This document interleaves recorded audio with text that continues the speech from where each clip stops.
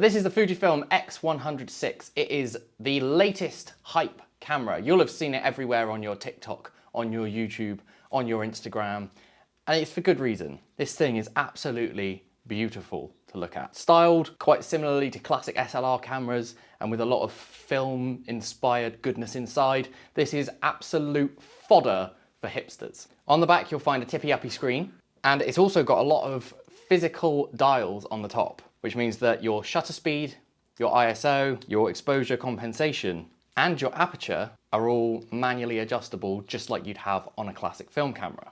Of course, one of the really good bits about this camera as well is it has film simulations.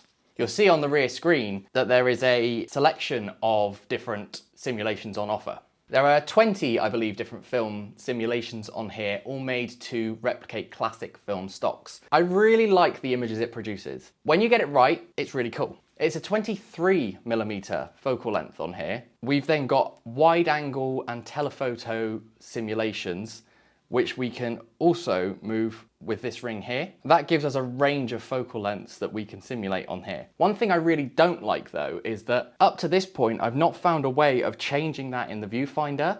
So you'll actually always see the same image, and then there's a little box that gets smaller or bigger to show you what's in the frame. Maybe some people love that. I found that incredibly difficult to work with, so I ended up just using the back screen most of the time. So the ultimate question is this worth your money? At £1,600 at retail, it's quite a lot of money for what will be a second camera for most people.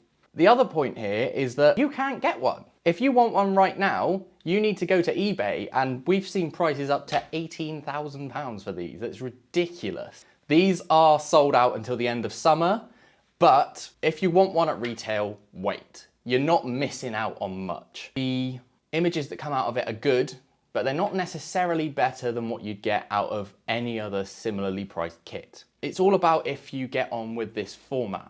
I really like the tactile dials, which feel very old school, and I'm way in with the old school. It's the way I work and I really like it, and it has been really fun to use. I've almost set this up just like my old SLR, where you set an ISO and forget it, the shutter speed is automated, and I'm just aperture priority, and it's just like using my old film camera. That being said, I'm not a massive fan of the viewfinder.